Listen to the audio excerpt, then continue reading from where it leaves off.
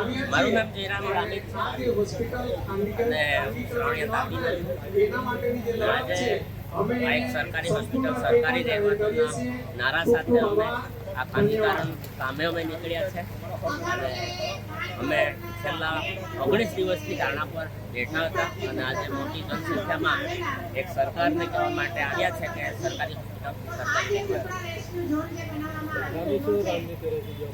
જો સરકાર હજુ પણ એ નહીં માને તો અમારી આગલી રણનીતિ અમે બધા જ સંગઠનના અને અમારું કર કમિટી છે નક્કી કરીને જે પણ અમને યોગ્ય લાગે ગાંધી ચિંધ્યા માર્ગે જે પણ આંદોલન કરવું પડશે અમે કરીશું. સરકારી હોસ્પિટલની આરાને સરકારી રેવાદોના નારા સાથે 7/9/2023થી પદયાત્રા કરી હતી અને સરકારે આદિવાસી સમાજને મળવા માટે બોલાવ્યા હતા. સરકારે આદિવાસી સમાજ સાથે દગો કર્યો છે, અમારી સાથે વિશ્વાસઘાત કર્યો છે અને એના માટે 3જી તારીખથી અનિશ્ચિત ધારણા પર બેઠા છે અને તંત્ર એની નોંધ નથી લીધી. એટલે આજે અમે કલેક્ટર કચેરીની સામે ધારણા માટે આવ્યા છે અને કલેક્ટરને પણ કહેવા માંગીએ છીએ કે તમે સરકારમાં કેવ અને વ્યારાની સરકારી હોસ્પિટલને સરકારી રહેવા દો. સરકારી હોસ્પિટલનું જે ખાનગીકરણ થયેલું છે તેમજ અન્ય જે આદિવાસી ઉપર અને સમાજ ઉપર જે અત્યાચારો એના માટે ભાગ લેવા માટે અમે ઉત્તર ગુજરાતથી આવ્યા છીએ. ઉત્તર ગુજરાતમાં પણ અમારા જ્યાં અંદોલ પાસ છે, હાઈવે રોડ છે અને ટુરિસ્ટના નામે અંબાજી અને શામળાજી જે ક્ષેત્રો છે એમાં પણ આદિવાસીનું જમીન ઘોડો છે.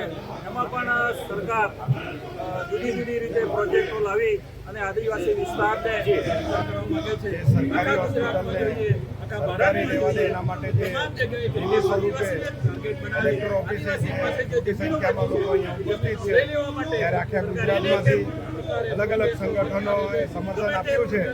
જ્યારે આદિવાસી વિસ્તાર અને ગુજરાત સરકાર કહેવા માંગીએ છીએ અમે કે આદિવાસીઓ સાથે જે ચેનચાળા કરી રહ્યા છો એ તમે બંધ કરી દો. કેમ કે આદિવાસી આ દેશનો મૂળ માલિક છે.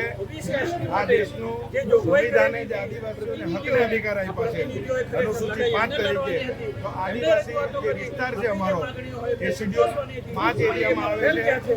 આ શેડ્યુલ 5 એરિયા છે ઉમરગામથી અંબાજી સુધી એ આદિવાસીઓની માલિકી છે. અહીંયા કોઈ પણ પ્રોજેક્ટ કરવો હોય, કોઈ પણ સરકારી વસ્તુને ખાનગીકરણ કરવું હોય, કોઈ પણ જે ડેમો થકી આદિવાસીઓને વિસ્થાપિત કરવામાં આવે તો આદિવાસીઓની જે લોક સુનાવણી દ્વારા જે અભિપ્રાય લેવામાં આવે છે તો આ અભિપ્રાય દ્વારા એ પ્રોજેક્ટોને મંજૂરી આપવામાં આવે છે. પણ આજે દેશ આઝાદ થયો અને 77 વર્ષ થઈ ગયા કોઈ છતાં બી આદિવાસી વિસ્તારમાં આટલા બધા પ્રોજેક્ટ આવેલા છે, આટલા બધા ડેમો આવેલા છે, આટલી બધી માઇન્સો આવેલી છે, કોલસાની હોય, પથ્થરની હોય, રેતીની લીઝો હોય કે સિલિકાના મોટા પ્રમાણમાં ખનન થઈ રહ્યું છે. તો આ ટોટલ આદિવાસી વિસ્તારમાંથી ખનન થઈ રહ્યું છે. તો આ સરકારોને અમે કહેવા માંગીએ છીએ કે આદિવાસી વિસ્તારમાંથી જ્યારે કરોડો ને અબજો રૂપિયા તમારી તિજોરીમાં જાય છે, આ કરોડો અબજો રૂપિયા સરકારના નથી, આ પબ્લિકના પૈસા છે. આ પબ્લિકના પૈસા તમે ડેવલપમેન્ટના નામે સિટીમાં વાપરો છો. આ બધા પૈસા તમે જુઓ આજે ગુજરાતની જે મોટી મોટી સિટીઓ છે એનો ડેવલપ થાય છે. આજે ઉમરગામથી અંબાજીમાં જુઓ તમે, એક સારી હોસ્પિટલ નથી, એક સારું શિક્ષણની કોઈ શિક્ષણ લેવા માટે કોઈ યુનિવર્સિટી નથી.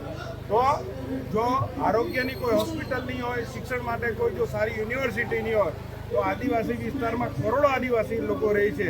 તો આદિવાસી જે લોકો છે એ લોકોની સંપત્તિ લૂંટી અને તમે જે બીજા લોકો માટે જે વાપરો છો એ વાપરવાનું બંધ કરો. અને જે આવી નાની મોટી જે સરકારી હોસ્પિટલો જે આદિવાસી વિસ્તારમાં આવેલી છે એ સરકારના બાપની નથી. આ જે પબ્લિક છે એ પોતે ટેક્સ ભરીને જે સરકારની તિજોરી ભરે છે, આ પૈસા પબ્લિકના છે, આ સરકારના નથી. તો આવી જે હોસ્પિટલો ચાલે છે એ સરકાર દ્વારા નથી ચાલતી, આ પબ્લિક દ્વારા પબ્લિક પ્રોપર્ટી છે. તો આ સરકારને અમે કહેવા માંગીએ છીએ એ પોતે જે આંધળી બેરી થઈ ગઈ છે. આની અગાઉ બી કોંગ્રેસ આંધળી બેરી હતી અને આ ભાજપ સરકાર પર આંધળી બેરી છે. તો આ આદિવાસી સમાજ વતી અમે કહેવા માંગીએ છીએ કે આ સરકારોએ બધું બંધ કરી દેવું જોઈએ અને આદિવાસીઓને પોતાના હકને અધિકારે જે સંવિધાને આપેલા છે શેડ્યુલ 5 તરીકે એ આપી દેવા જોઈએ એવું અમે માનીએ છીએ. સરકાર તો આ નહીં માને તો અમે જે ઉમરગામ છે અંબાજીમાં જેટલા ગામડા છે એ ગામડાઓમાં જે અમને કાનૂન મળેલો છે રૂઢિ પ્રથાનો, જે અમારા જે વડવા હતા, જે બાપ દાદાએ જે આવનારી પેઢી માટે જે સાચવી રાખેલું એ જે કાનૂન છે અમારો 244(1) એ સંવિધાને બી આપેલો કાનૂન છે અને આઝાદી પહેલાં પણ અમને અમારા જે વડીલો હતા, વડવાઓ હતા, જયપાલ મુંડા સાહેબ હતા, બિરસા દાદા હતા, ટાટિયા મામા હતા, આવા ઘણા આદિવાસી નામી નનામી જે અમારા વડીલો થઈ ગયેલા, તો એમની જે આ લડત હતી અંગ્રેજોની સામે પણ એ લડ્યા હતા. દેશ આઝાદ થયા પછી અમારે આદિવાસીઓ હવે કાળા અંગ્રેજો સામે લડવાનો વારો આવ્યો, તો અંગ્રેજોને જે રીતે અહીંથી ભગાવ્યા છે એ જ રીતે આ કાળા અંગ્રેજોને બી અહીંથી ભગાવીશું. આગળની રણનીતિ એવી રહેશે કે જો આ બધું નહીં કરવામાં આવે તો સરકાર જે કાયદાનો ઉપયોગ કરે છે, તો આ આદિવાસી સમાજ અનુસૂચિત 5માં જે અમને પ્રાવધાન મળેલું છે, અમને જે હક ને અધિકાર મળેલા છે, એ હક ને અધિકાર દ્વારા અમે પણ કાનૂનની સામે લડીશું, એવું અમે આખા ગુજરાતના આદિવાસીઓ વતી એક આહવાન ને એક સરકારને ચેતવણી આપી. જે ગુજરાતના આપણા વિસ્તારના જે આદિવાસી સમાજના ચૂંટાયેલા નેતાઓ છે એમની કોઈ પણ પ્રતિક્રિયા નથી આવી આજે 19 દિવસ આંદોલનના થવા છતાં, એના માટે શું કહેશો? તમે જુઓ, આદિવાસી સમાજ આટલો મોટો સમુદાય છે, આજે અનુસૂચિત 5 વિસ્તાર જાહેર છે, એ કાનૂની સ્વરૂપ એને મળેલું છે, પણ તમે જુઓ કે સમાજથી સમાજ લડાવવાનું જે ષડયંત્ર છે, જે મનુવાદી લોકોનું, એ મનુવાદી લોકો કોઈ પણ હોઈ શકે, એ આદિવાસીમાંથી બી હોઈ શકે, એસસી સમાજમાંથી બી હોઈ શકે, ઓબીસી સમાજમાંથી બી હોઈ શકે, માઇનોરિટી સમાજમાંથી બી હોઈ શકે છે, એ પટેલ, રજપૂત, બ્રાહ્મણ, વાણિયા, જૈન કોઈ પણ સમાજમાંથી હોઈ શકે. જે 10% લોકોના દિમાગ એવા છે કે જે 90% લોકોને જે નુકસાન કરી રહ્યું છે, એ 90% લોકોને જે મોટું નુકસાન થાય છે, તો એના ભાગરૂપે આજે મનુવાદી વિચારધારાવાળા જે લોકો છે એના લીધે આ દેશ જે વિશ્વગુરુ બનવાની જે વાત કરી રહ્યો છે, એ વિશ્વમાં એવું કહેવામાં આવે છે કે આપણા જે દેશના વડાપ્રધાન દરેક દેશમાં જઈને એવો ટંકો કે ભારત દેશ વિકસિત છે, તો 90% લોકો બી આજે અહીંયા ગરીબ છે, એને એક તક ખાવાનું પણ નથી મળતું. એ જાતની જે સરકારની વ્યવસ્થા છે ને જે વિશ્વગુરુ બનવાની વાત કરે છે, એ બહુ દૂરની વાત છે. પણ તમે ગામડાની મુલાકાત લો, ડેવલપમેન્ટની વાતો છે, ડેવલપમેન્ટ બી નથી થતું. આજે જે આદિવાસી વિસ્તારોને આખા ભારત દેશના આદિવાસી વિસ્તાર છે, આજે તમે ઝારખંડ જુઓ, છત્તીસગઢ જુઓ, રાજસ્થાન, મધ્યપ્રદેશ, મહારાષ્ટ્ર, નાગાલેન્ડ જુઓ કે આસામના પૂર્વોત્તરી રાજ્યો કે ગુજરાત જુઓ, તો આ જેટલા પણ આદિવાસી વિસ્તાર આવેલા છે, તો આદિવાસીઓને જે અન્યાય થાય છે, સૌથી મોટો અન્યાય આદિવાસીઓને નક્સલના નામે મારી નાખવામાં આવે છે, આતંકવાદના નામે ખોટી દહેશતો ફેલાવવામાં આવે છે. અમને તો એવું લાગે છે કે અંગ્રેજો પછી આ સૌથી મોટા આતંકવાદી છે એવું લાગે છે અમને. તો આવનારા સમયમાં જે અમને જે પ્રાવધાન મળ્યું છે સંવિધાન દ્વારા 5મી સૂચિમાં, એ 5મી અનુસૂચિ દ્વારા કાનૂનનો લડીશું અને આ સમાજને ન્યાય મળે એ જાતની વ્યવસ્થા અમે કરીશું. આજે અમે અહીંયા ઝઘડિયા વાલિયાના લોકો આવ્યા છે. અહીંયા આજે જે ભારતમાં આંદોલન કરવામાં આવ્યું છે અને જે રેલી કાઢવામાં આવી એમાં અમે વિરોધમાં ભાગ લેવા આવેલા. સાથે અમે અહીંયા ઝઘડિયા વાલિયાનો અમારો જે પ્રશ્ન છે, જીએમડીસી પ્રોજેક્ટ તહેત અમારા વિસ્તારમાં આદિવાસીઓની જમીન પચાવી પાડવાનું ષડયંત્ર આ ભાજપની સરકારે કર્યું છે, તેનો અમે અહીંયા વિરોધ પ્રદર્શન કરવા આવ્યા હતા. સાથે અહીંયા જણાવવા માંગીએ છીએ કે ત્યાં આ વિસ્થાપિત કરવા માંગે છે અને એ આદિવાસીઓને તેમની ખરીદ સંતૃપ્ત જમીનોમાંથી જ્યાં ખેતી સારી કરી શકે છે તે વિસ્તારોમાંથી વિસ્થાપિત કરી તેમને બીજે ખસેડવાનું ષડયંત્ર કરે છે અને પ્રાઇવેટ કંપનીઓને છેલ્લે આ જમીનો આપી દેવા માંગે છે. આ માધ્યમથી હું જણાવવા માંગુ છું કે આવનાર દિવસોમાં અમે આ પ્રોજેક્ટને જો રદ કરવામાં નહીં આવે તો આંદોલન શરૂ કરીશું. અને આ મીડિયાના માધ્યમથી હું સાથે એ પણ કહેવા માંગુ છું મારા આદિવાસી સમાજના ભાઈઓ, વડીલો અને મિત્રોને કે આવનાર દિવસોમાં જ્યારે પણ અમે આંદોલન કરીએ તો અમારી હિંમત વધારવા, અમારું મનોબળ વધારવા માટે આપ સૌ પણ અમારી સાથે જોડાઓ, તે માટે હું વિનંતી કરું છું. જય આદિવાસી.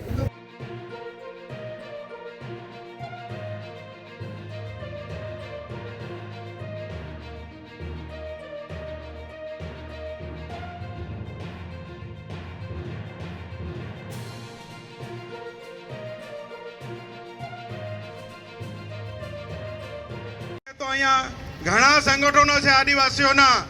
તો આદિવાસીઓના જો હક ને અધિકાર માટે જો મજબૂતાઈથી લડવું હશે તો દરેક સંગઠનોએ એક મંચ પર આવવું પડશે અને આ સરકારોને જડબાતોડ જવાબ આપવો પડશે. જો આંદોલનના રસ્તે જો આપણને ન્યાય નહીં મળે તો આપણે એનાથી ઉગ્ર આંદોલનો પણ કરવા પડશે. જો આપણા હક ને અધિકારો જો આ જ રીતે છીનવી લેવામાં આવશે, આદિવાસી વિસ્તારોમાં જેટલી બી સંપત્તિ આવેલી છે, ખનિજ સંપત્તિઓ, તો આજે આ સરકારો આદિવાસીઓ સંપત્તિ બી લૂંટી રહ્યા છે અને આદિવાસીઓને વિસ્થાપન પણ કરી રહ્યા છે. તો આજે સર્વ આદિવાસી ભાઈ બહેનો, વડીલોને, સંગઠનના દરેક આગેવાનોને જય આદિવાસી, જય જોહાર.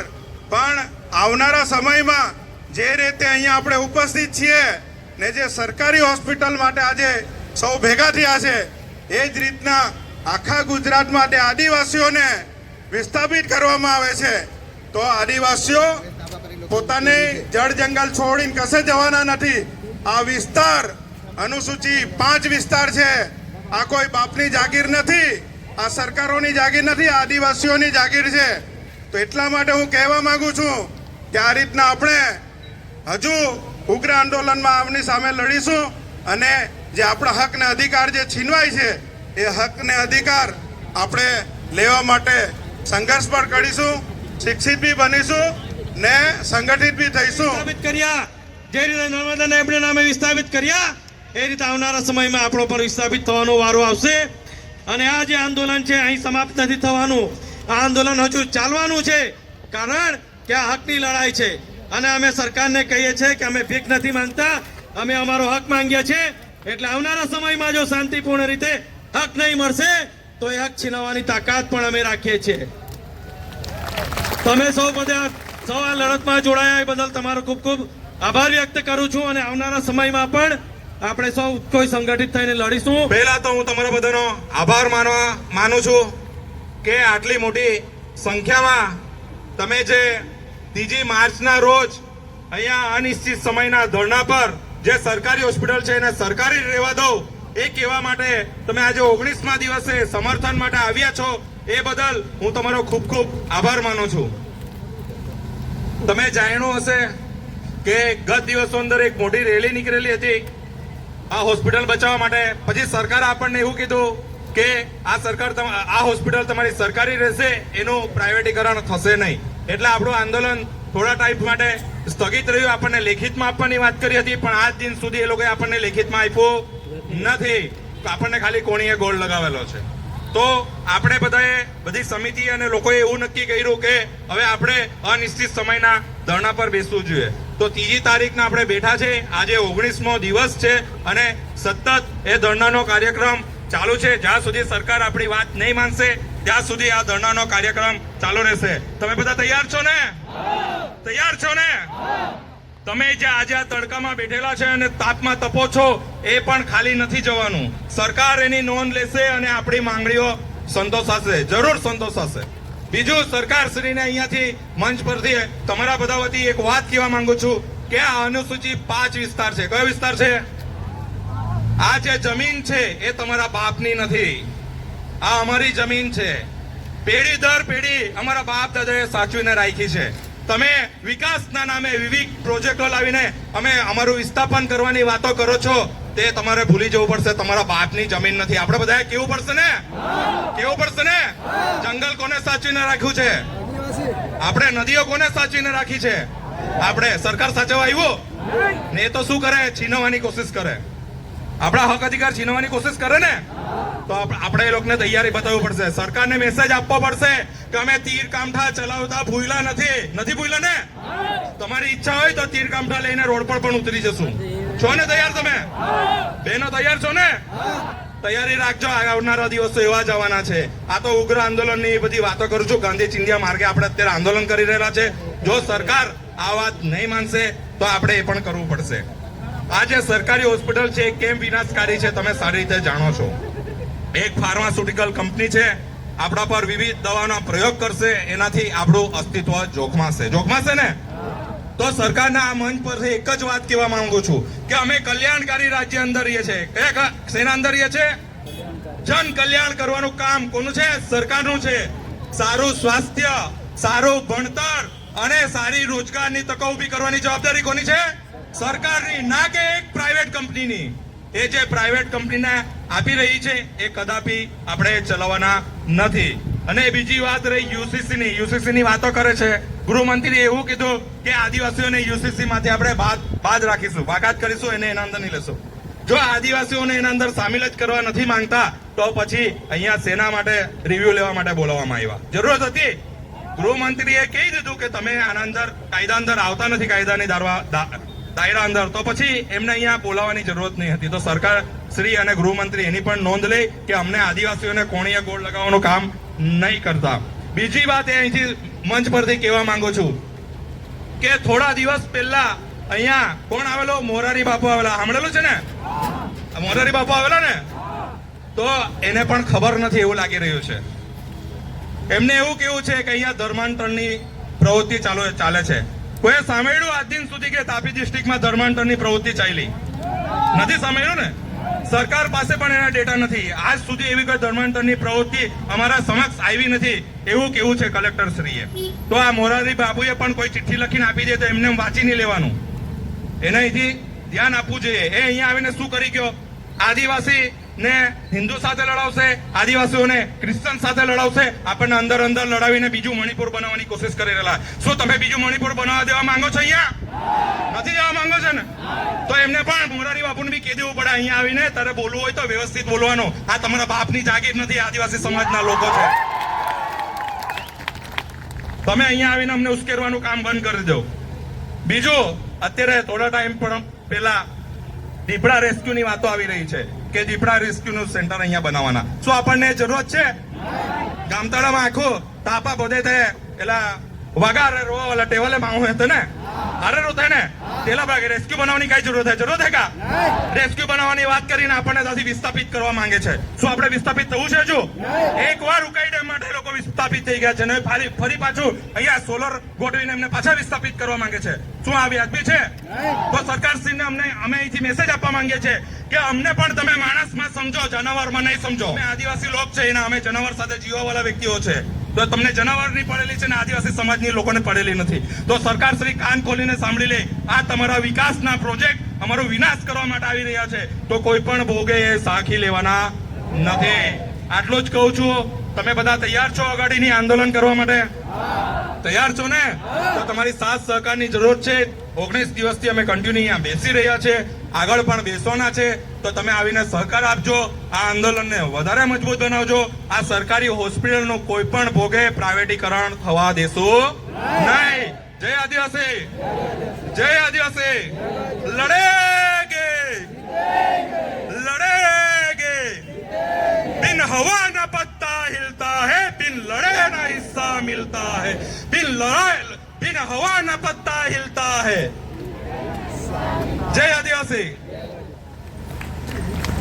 મારું ગળું એક તો બગડેલું તો બધાએ જે લોકો ભાષણ કરીને ગયા તે લોકોને પહેલાં મારે કહેવાનું છે કે તમે લોકો સંગઠન સરખું તમારી જગ્યાએ કરો. વગર સંગઠન કરીએ કંઈ થાય નહીં. ચૂંટણી લડવાવાળા આવે છે તે લોકોને બી મારે કહેવાનું છે કે આમને આમ સંગઠન વગર જીતાય નહીં. ખરું ને? એટલે અક્કલ વગરનું રાજકારણ, અક્કલ વગરની લડાઈ એ કોઈ દાડો જીતી શકાય. એટલે જેટલા બી આંદોલનના નામે આવેલા છે તે બધાને મારે વિનંતી છે કે ગામે ગામ જઈને સંગઠનનું કામ બધા કરો. લડાઈ જે છે તે લાંબી છે. આપણા પ્રદેશમાંથી રસ્તા બંધ કરવાના કરતા આ દવાખાનાનું ખાનગીકરણ, આ ઉકાઈમાં ડૂબાડી દીધા. હવે નવા પાછા સોલાર લાવવાના છે. તો માછલા મારી ખાતા હતા તે બી નહીં ખવાય. એટલે જીવવાનું બહુ અઘરું કરી રહ્યા છે આ લોકો. એટલે ઘેરે બેસી રહીશું એવું ચાલવાનું નથી. એટલે ઘર કેવી રીતે વ્યવસ્થિત ચાલે તેનું પણ તમારે વ્યવસ્થા કરવાની છે. 1-2 મહિના જેલમાં જવું પડે તો ભેળું ધોવાનું રહી જાય નહીં, તેની બી વ્યવસ્થા કરીને આવવું પડે. બરાબર છે ને? આપણા પ્રદેશમાં આઝાદીનું આંદોલન થયું તો બધા જેલમાં જતા રહ્યા. મારી ફોઈ 2 જીવ હતી તો તે જેલમાં જઈને એને ડિલિવરી થઈ. ત્યારે અંગ્રેજ ગયેલા. અંગ્રેજ આમને આમ નહીં ગયેલા, આ નવા અંગ્રેજ આવેલા છે. એટલે એ લોકોને કાઢવાનું આંદોલન કરવાનું છે. અત્યાર સુધી બધા જે આંદોલન કરેલા છે તે ભાગ કંઈક મળી જાય એટલે સારું કરેલા છે. નોકરીવાળાને પગાર વધારે મળી જાય, કોઈકને નોકરી મળી જાય તો બીજા બધાએ હું મંજીરે વગાડવાના. આ તો 5-25 જણનો ખેલ છે. 5-25 નેતા થઈ જાય, 5-25 અધિકારી થઈ જાય, તેથી બીજાએ શું કરવાનું? તો આપણને જમીન જોઈએ કે નહીં જોઈએ? આપણને જંગલ જોઈએ કે નહીં જોઈએ? આપણને પાણી જોઈએ કે નહીં જોઈએ? આપણને લોખંડથી માંડીને હોનું ને બધું છે આપણા વિસ્તારમાં. એ ખોદીને વેચી ખાઈ જવા સારું આ બધું કરતા છે. એ બધું આપણે સાચવવું પડે કે નહીં સાચવવું પડે? આપણે બધા જૂઠા પહેરીને ઘરેના થાકી ગયા અને આપણું હોનું બીજે વેચી ખાઈ જાય. એને રોકવું પડે કે નહીં રોકવું પડે? તો અમથા આપણે માલિક છીએ એમ બૂમ પાયડા કરીએ, તેથી માલિક થવાય?